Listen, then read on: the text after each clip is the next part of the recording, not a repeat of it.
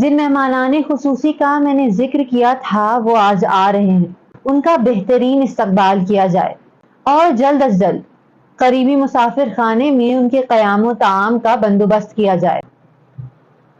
قیام و طعام یعنی رہائش اور کھانا پینا، جی، ان کی خدمت میں کسی بھی قسم کی کوئی کسر نہ چھوڑی جائے۔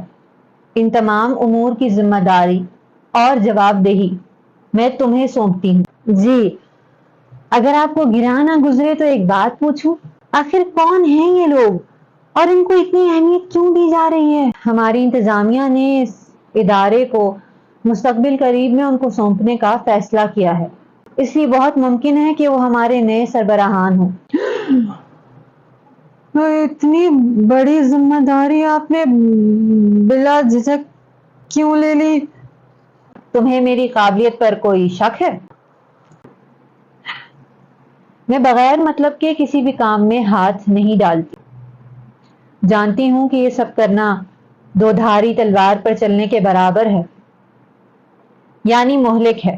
ذرا سی اونچ نیچ ہو گئی تو نتائج بے حد خطرناک ہو سکتے ہیں، لیکن اگر ہم کامیاب ہو گئے تو مستقبل میں ہمیں ان کی پوری حمایت حاصل ہوگی، اور ان کی یہی حمایت ادارے میں ہمارے اثر و رسوخ کا فیصلہ کرے گی۔